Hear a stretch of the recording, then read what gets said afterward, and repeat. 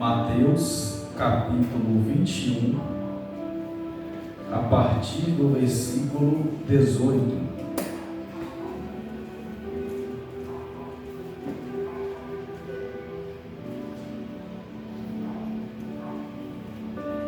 Mateus capítulo 21, versículo 18. Quem encontrou, diga amém. Amém. E de manhã, voltando para a cidade, teve fome. E, avistando uma figueira perto do caminho, dirigiu-se a ela e não achou nela senão folhas. E disse-lhe: nunca mais nasça fruto de ti. E a figueira secou imediatamente. Amém? Amém. Graças te dou, meu Deus e meu Pai, por orvalhar sobre nós, ó Pai, a tua bondade, a tua benignidade, a tua graça, de permitir, ó Pai, que estejamos aqui tão somente para louvar, para glorificar, para exaltar, ó Pai, o teu santo nome. A tua palavra diz, ó Pai, que haveria tempos em que o Senhor enviaria fome, mas não fome de pão, mas fome da tua palavra. E nesse momento, ó Pai, eu creio que essa casa está recheada de pessoas que têm fome da tua palavra. Então, pela tua misericórdia, ó Pai, eu te peço que nesta noite, nesse momento, nós possamos juntos, meu Deus, nos alimentar da tua palavra. E não eu, ó Pai, vou os alimentar, mas o Senhor, com a ajuda e auxílio do teu Santo Espírito, que o Senhor possa me usar, ó Pai, como um instrumento em tuas mãos, para a edificação dos irmãos. É o que eu peço em nome de Cristo Jesus. E a igreja diz: Amém. Glória a Deus. Tome seu assento, irmãos, aplaudindo o Senhor Jesus.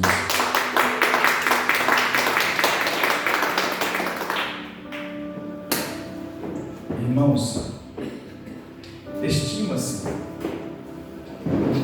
que Jesus Cristo, ele viveu nessa terra durante 33 anos. Mas dos 33 anos de vida de Cristo nessa terra, o que nós conhecemos nos evangelhos é apenas 3 anos e meio.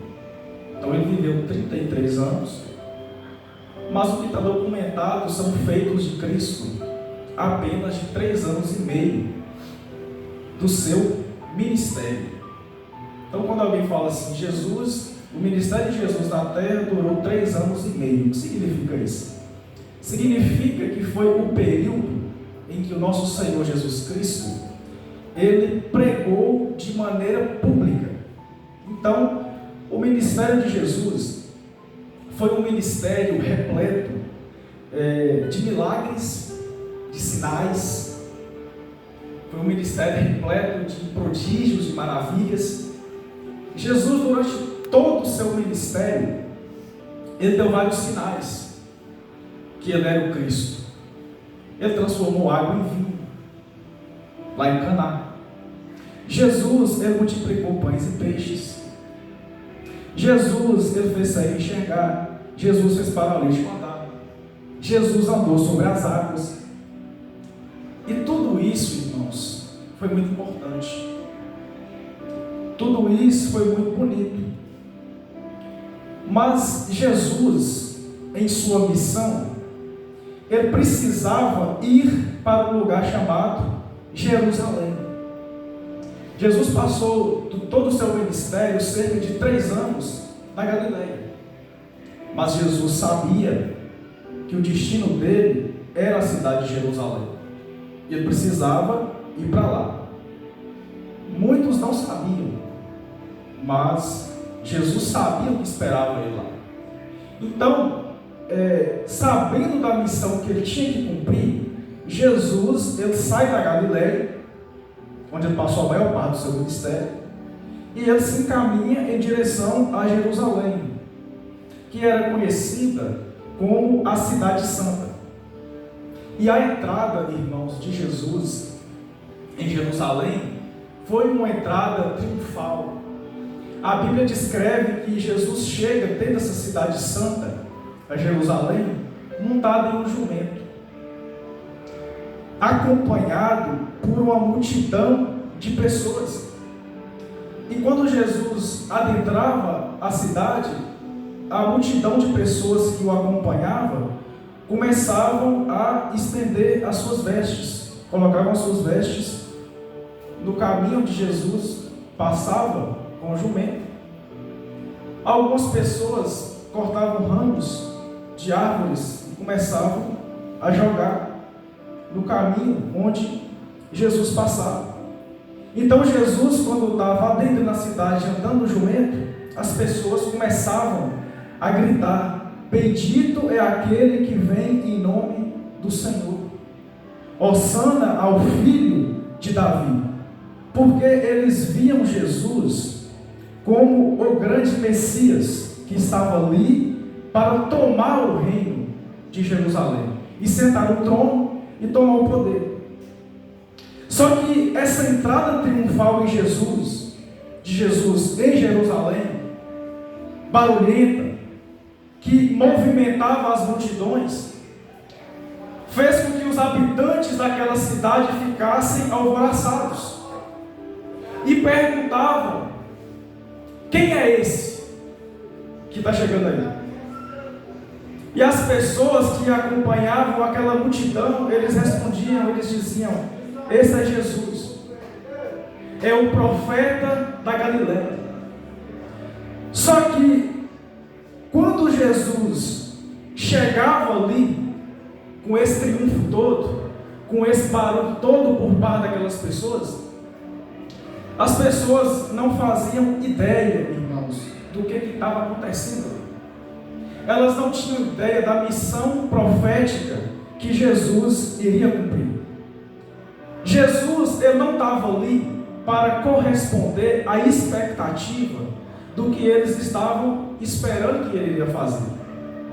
Jesus veio para cumprir a missão dele.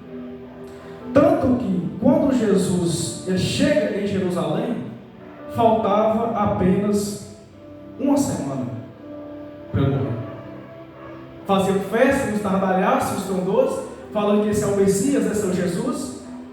Mas Jesus estava a uma semana de sua morte, porque eles não sabiam o que estava esperando. Jesus chega dentro da cidade de Jerusalém, ele vai direto para o templo. Quando Jesus chega em Jerusalém, que ele vai direto para o templo, começam a acontecer algumas coisas, irmãos, inesperadas por parte do comportamento de Jesus. Porque quando Jesus chega em Jerusalém e ele vai direto para o templo, eles estavam acostumados com Jesus manso. Quem acompanhava Jesus estava acostumado com Jesus de calmaria, de respostas brandas, de sabedoria.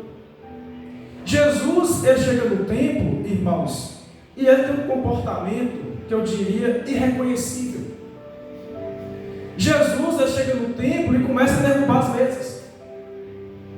E começa a derrubar as mesas daqueles vendedores que ficavam vendendo coisas na frente do templo. E Jesus olhava e falava: a casa do meu pai é casa de oração, mas vocês estão transformando a casa do meu pai num covil de ladrões. Então, quando Jesus começou a demonstrar esse comportamento, eles começaram a perceber que Jesus estava ali, irmãos, para outro propósito. E a palavra narra essa história e conta que depois de Jesus ter feito isso, começou a ir até o templo coxos, cegos, e Jesus começou a curar. E tudo isso para demonstrar o quê? Que a casa de Deus, irmãos, é casa de oração e cura. A casa de Deus, ela não foi feita para outros fins. a casa de Deus foi feita para que as pessoas buscassem mais ao Senhor. E é isso que Jesus veio trazer, para mostrar que a casa de Deus é casa de oração. E Jesus, ele fica ali, naquele ambiente, durante o dia. Só que mais tarde, Jesus, ele segue para uma cidade chamada Betânia. Então, acompanhando a história, Jesus faz 3 anos e meio na Galileia, ele viaja até Jerusalém, ele entra de forma triunfal, ele chega no templo, derruba as coisas, faz acusações, depois vem cegos e coxos e doentes até ele cura, e ali ele prega. Durante o dia ele fica ali, só que no final do dia ele vai para Betânia, que era uma cidade que ficava próxima dali, de Jerusalém. Só que Jesus, a Bíblia conta que ele passa só a noite lá, em Betânia, com a intenção de voltar na manhã seguinte para Jerusalém. E é exatamente nesse contexto, exatamente nesse pedaço, nesse trecho da história, é que nós vamos meditar. Eu contei tudo isso para quê? Para vocês entenderem qual é a parte da história que nós estamos. Na parte final do ministério de Jesus, onde ele está indo para a chamada semana da paixão. E Mateus, ele diz o seguinte, versículo 18: e de manhã, voltando para a cidade, ele teve fome. Ou seja, de manhã, Jesus estava voltando para qual cidade? Ele estava voltando para Jerusalém. E aí o escritor, ele nos revela um fato que tinha acontecido. Jesus teve o quê? Fome. Presta atenção. Versículo 19. E avistando uma figueira perto do caminho, dirigiu-se a ela e não achou nela senão folhas. Então é isso que o texto nos fala. Esse é o momento do texto, irmãos, em que nós vamos de fato meditar na palavra. Jesus, com esse histórico que eu contei, dá para vocês perceberem como é que ele está mentalmente. Ele é o único que sabe o que vai acontecer. Ele parte para Betânia e ele volta nesse contexto. Só que no caminho de volta para Jerusalém, Jesus teve fome, e no meio do caminho ele avistou uma figueira. Quando Jesus, com fome, ele vai até a figueira, o que é que ele está buscando? Fruto. O fruto da figueira é o que, irmãos? Figo. Então Jesus, com fome, foi buscar o fruto. Só que o que é que o texto está nos contando? Que quando ele foi até lá, ele se decepcionou. Aparentemente, Jesus está aqui frustrado. Por quê? Porque ele foi atrás de algo, mas ele não encontrou. E aí, o que acontece em seguida? Depois que ele vê que não tem fruto. Verso 19. E avistando uma figueira perto do caminho, dirigiu-se a ela, e ele não achou nela, senão apenas o quê? Folhas. Ele foi procurar um fruto e ele achou o quê? Folhas. E Jesus disse o seguinte para a figueira: nunca mais nasça fruto de ti. Essas foram as palavras de Jesus. Nunca mais nasça fruto de ti. E o que aconteceu? E a figueira secou imediatamente. Essa é a história. Não é muito esclarecedora. Por quê? À primeira vista, o que parece aqui? O que está parecendo essa história? Quando você lê a primeira vez, parece que Jesus não estava num dia bom. Parece isso. Parece que ele estava de mau humor. E ele teve uma indisposição com a figueira, porque ele buscava algo, mas não encontrou. Resultado: Jesus amaldiçoa a figueira.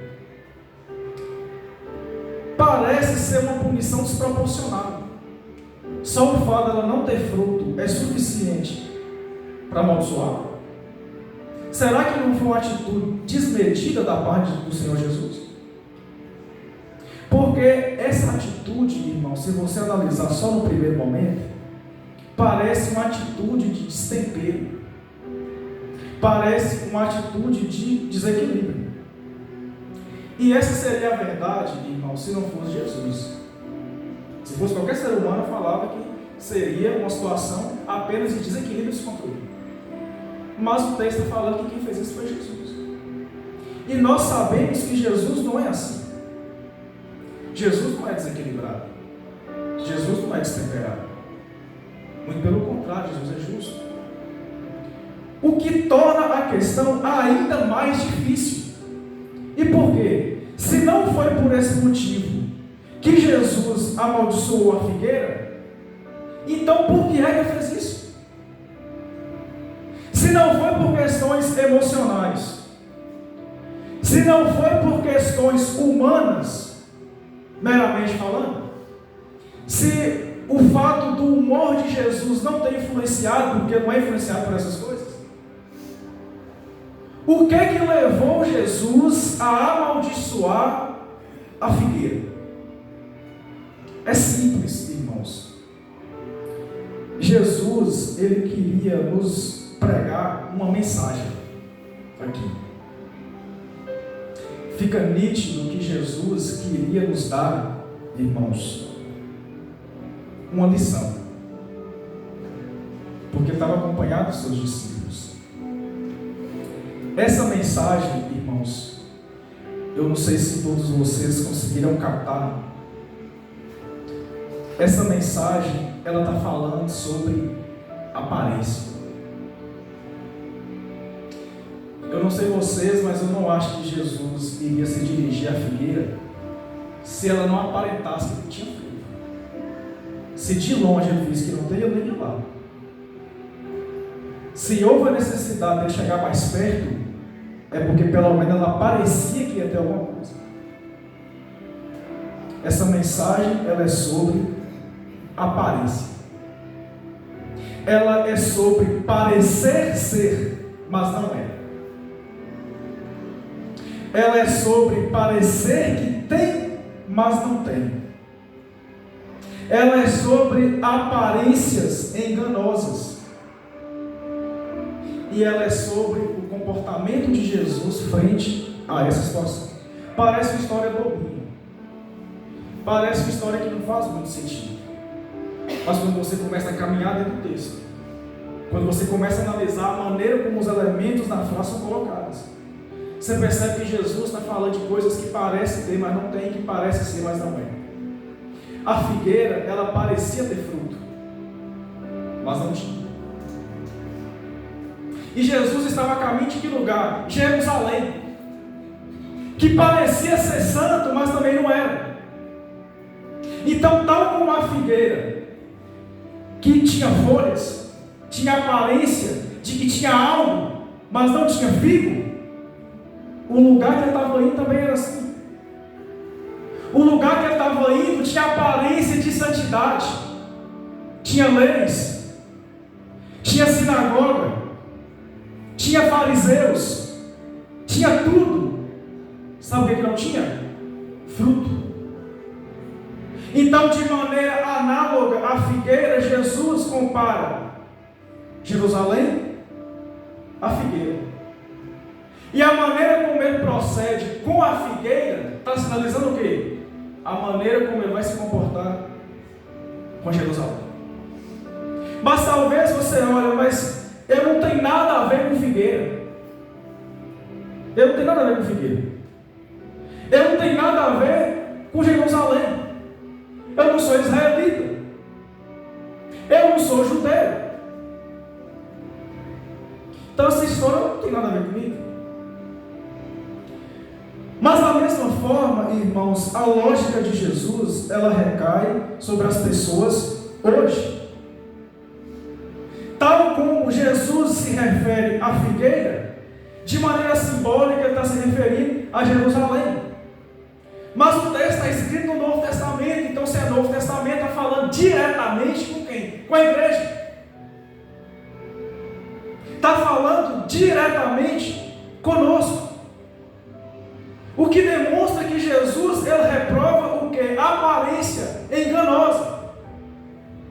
Jesus reprova pessoas que parecem, mas não são. Que parecem ter, mas não têm.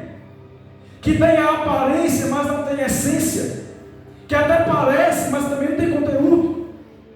Que enganam os homens, mas Jesus não. Então, quando você adentra o texto e aplica o texto a nós, o que parece ser? Porque tem pessoas que parecem crentes, mas não são crentes. Porque parece-me, quando eu observo, que as pessoas têm se dedicado muito a parecer as coisas. Está havendo um esforço coletivo e diário para tentar parecer. Mas se você observa, de fato, não é. E se dedicasse tanto a querer parecer, se dedicasse a buscar, se dedicasse a fazer, talvez já seria. Estão pegando os seus esforços e estão empreendendo em coisas erradas. Está muito mais preocupado com o que parece do que com o que de fato é. E eu olho e observo, está tudo muito bonitinho. Está tudo muito perfeitinho. Roupinha de crente. Cabelinho de crente. Linguajar de crente. Aleluia, glória a Deus. Frequenta lugares que o crente frequenta. Tudo ligado ao que? À aparência. Tudo ligado às folhas da figueira. Mas está faltando, irmãos, frutos de arrependimento. Tem cabelinho de crente, tem aparência de crente, tem cabelo debaixo do braço, frequenta o mesmo lugar, usa o mesmo linguajar, mas está faltando temor a Deus. Está faltando frutos, está faltando obediência. Tem aparência de crente, parece crente de longe como uma figueira, mas está faltando sabedoria. Está faltando, irmãos, oração. Está faltando santificação. Tem aparência de crente, ótimo, mas está faltando abandonar o pecado. Está faltando abandonar a embriaguez. Está faltando abandonar a bebida, a calúnia, a mentira. Está faltando, irmãos, abandonar os vícios. Está faltando, irmãos, abandonar a vida pregressa. É isso que está faltando. E apenas, irmãos, parecer que não, apenas parecer, perceba, não é suficiente. Porque se a aparência da figueira resolvesse, ela não seria amaldiçoada. Mas por que ela foi amaldiçoada? Porque parecia que tinha, mas não tinha nada. E a mesma coisa, irmãos, acontece com pessoas que o tempo todo ficam se dedicando apenas a parecer, apenas querendo tocar trombetas diante de si mesmo e falar, eu sou crente, fulano não é. Por quê? Porque está olhando para as folhas. As folhas, a aparência não é suficiente nem para a figueira, nem para Jerusalém e nem para nós. Parecer crente, irmãos, até pode parecer uma boa ideia no princípio, mas está faltando mudança de comportamento. Está faltando fome da palavra de Deus. Você está parecendo crente? Tá. Mas está faltando a parte do que você é edificado. Está faltando a parte em que você é transformado. Está faltando o principal, irmãos. Está faltando a parte mais difícil. Está faltando aquilo que exige de nós esforço, entrega, busca, renúncia. Está faltando de nós, irmãos, aquilo que Jesus mais espera de nós, que são os frutos de arrependimento, e não as folhas, e não as aparências. Deus não quer, irmãos, que vocês pareçam. Deus quer que vocês sejam de verdade servos dele. Jesus, ele não quer que você pareça que você é de Cristo. Jesus, ele quer que nós sejamos dele. Ele não está satisfeito apenas com que você pareça. A vontade de Deus, irmãos, é que vocês sejam, que vocês efetivamente façam parte do corpo de Cristo. Não fiquem satisfeitos em apenas parecer, porque Deus, irmãos, ele não é como o homem. O homem, ele olha para a aparência, mas Deus, ele olha o quê? Deus, ele olha o coração. Deus, ele olha o seu interior. Então ele não está preocupado com o que você parece ou não. Ele está preocupado com o que você é, de fato e de verdade. Não tem nada, irmãos, que fica escondido do olhar de Cristo. Não tem nada que fique coberto. É muita inocência achar que as coisas sujas ficarão escondidas. Jesus trará à luz, irmãos, a natureza de todas as coisas. Ele vai mostrar tudo. Nada fica encoberto diante do Senhor, a palavra diz isso. Nada vai ficar encoberto, muito menos a aparência.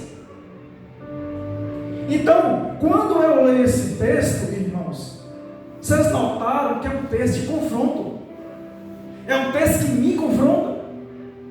É um texto que me faz pensar. É um texto que deveria fazer você pensar. É um texto que deveria fazer você se analisar. Será que eu sou uma figueira que dá frutos? Ou será que eu sou uma figueira que só aparenta? Será que eu sou? Ou será que eu só pareço? E isso, irmãos, edifica.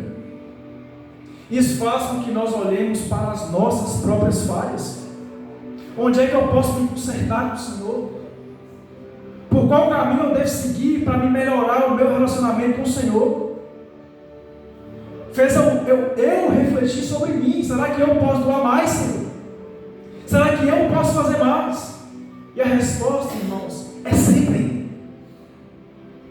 Sempre eu vou poder fazer mais. Sempre cada um de nós poderemos fazer mais pelo Senhor. Nunca está bom. Nunca é suficiente. A gente sempre pode caminhar a querer fazer mais. E quando o texto nos confronta, irmãos, não é para nos derrubar. Quando a palavra de Deus nos confronta, irmãos, não é para nos comprimir, para nos diminuir, nesse sentido. Não é para nos ofender. Quando a palavra de Deus te confronta, irmãos, é para crescimento. Deus, ele é um construtor de pessoas. Deus, ele constrói, ele molda o seu caráter, o seu interior. A palavra de Deus, irmãos, ela serve para isso. Ela serve para ir refinando as nossas arestas. Ela serve para ir trabalhando o seu caráter. Ela serve para nos fazer evoluir. Para que nós caminhemos, irmãos, num caminho de aperfeiçoamento. de santificação, de ser mais parecidos com Cristo Jesus. E quando eu olho para o texto, irmãos, ele fala. O texto ele te mostra, o texto ele tira as vendas que às vezes nós temos. Porque às vezes você está falhando, você está conseguindo ver. Mas a palavra vem e te mostra. Mas o Espírito Santo vem e te mostra, poxa, você está falhando aqui nesse ponto e você não está conseguindo enxergar. Porque o ser humano, irmãos, ele é assim. Ele não tem capacidade de enxergar tudo que ele faz. E precisa vir o Espírito Santo. Precisa vir a palavra de Deus para te mostrar, fulano, você está errado aqui. A palavra de Deus, irmãos, aprendam isso. A palavra de Deus, ela confronta a todos nós. Todos nós. A diferença é que alguns aceitam. E aqueles que aceitam, melhoram. Aqueles que aceitam são edificados. Aqueles que aceitam, evoluem. Aqueles que aceitam ficam mais próximos de Cristo Jesus. Mas aqueles que rejeitam, irmãos, são amaldiçoados. Aqueles que rejeitam recebem o peso da ira de Deus sobre a vida deles. Porque a palavra de Deus diz, irmãos, que aqueles que dão fruto, Ele limpa para dar mais fruto. Ou seja, Deus ele vai trabalhando em nós à medida que nós caminhamos com Ele. Então a mensagem de hoje, irmãos, e eu vim falar isso para vocês hoje, amando do Senhor Jesus Cristo, Deus quer que nós sejamos de verdade. Deus, Ele quer que nós sejamos filhos em Cristo Jesus, o nosso Senhor. Aquele que receber esta palavra diz: Amém. Glória a Deus.